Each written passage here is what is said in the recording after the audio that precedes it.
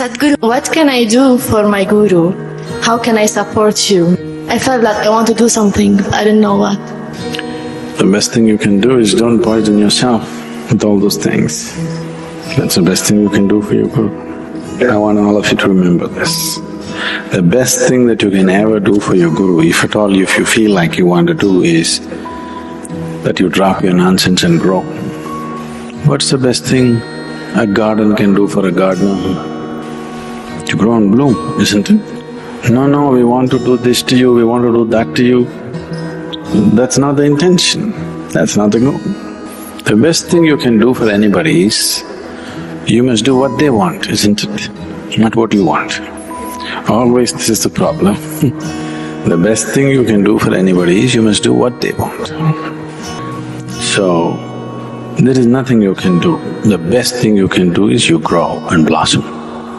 Drop your nonsense. Your past nonsense, you leave it to me. Present nonsense, you handle. If you do that, that's the best thing. Now suppose you died. Even if I died, I will not stop the spiritual part of my activity. So I'm not so concerned about that. Yes, we're concerned.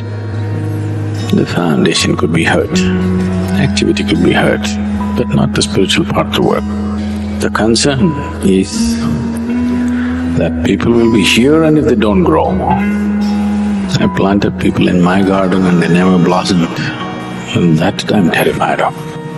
So, those of you who are very patient, who want to come here for 10 lifetimes and do it, I'm okay with them, but I think we must build an outer ashram for them. Even here there is, in a way, but we wouldn't like that to be here because of various reasons. We would like everybody who comes here to be absolutely there in the very core of what's happening. I don't want to create a core and a periphery here. Here there's only one burning spot, that's everywhere. So, if you've seen the popcorn? You never seen popcorn? It's just a damn corn, how it flowered, the right amount of heat. But some get burnt, some won't pop. That's because they don't… all of them were given the same heat, but some don't receive it properly. They do funny things, and instead of popping, they get charred. Instead of flowering, have you seen a popcorn flowering? That's one flower, you can see it happening, right? The other flowers take too much time. So right there, it opens up in front of you. So, have you seen this happening to people when they come to inner engineering, Bhava Spandana? In 3 days' time, people are like that. But we don't want them to stop there, because we are Attanika Asapada people. You know what that means?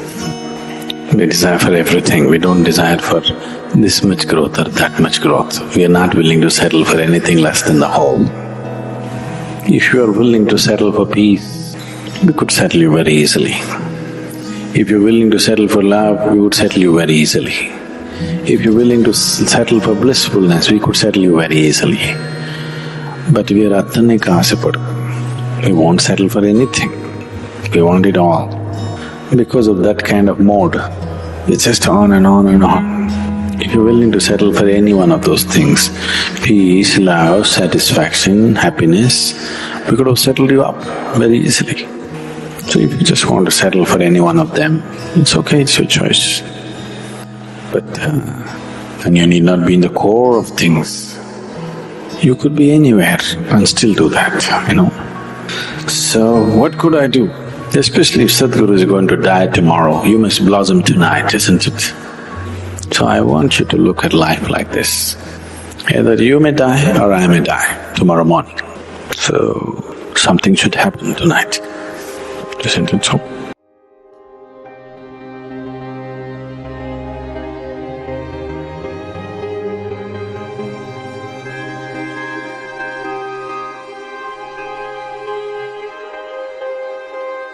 What is it that prevents you from knowing yourself? What is it that prevents you from realizing your divine, infinite nature?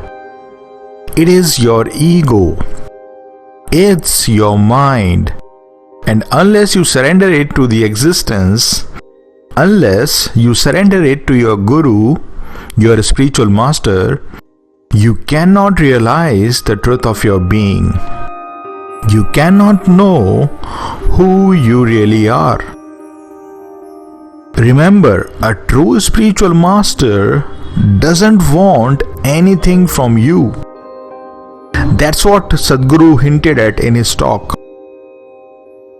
All a spiritual master wants is your growth. All he cares about is your spiritual evolution. All he cares about is the shift of your identity, which is now based in egoic mind, to the identity based in consciousness, based in awareness. Right? Surrender of the ego is a must for enlightenment. Surrender of the ego is a must for self-realization. And how would you know? How would you really know whether you have really surrendered your ego or not? If you have surrendered your ego, you would then remain in the mode of acceptance. If you have surrendered your ego, you would then stop resisting what happens to you. You would then stop resisting what universe brings in your life. The people, the things, the circumstances, nothing would then have the power to make you feel threatened. Nothing would then have the power to make you behave unconsciously. No matter what, you would then do everything consciously. You must recognize this simple fact that it's your resistance to what happens which is the cause of your suffering, which is the cause of all your problems. Just have a close look at your life and see what response you give to the situation when it's not in your favor. What response you give to the situation where everyone is against you. How do you respond when someone talks to you rudely? How do you respond when someone is accusing you of something you haven't done? Are you then able to accept that and behave in a conscious manner, or you just react unconsciously? You just need to think over it. Remember, it's conscious living alone which will transform your life, which will make you realize the truth of your being.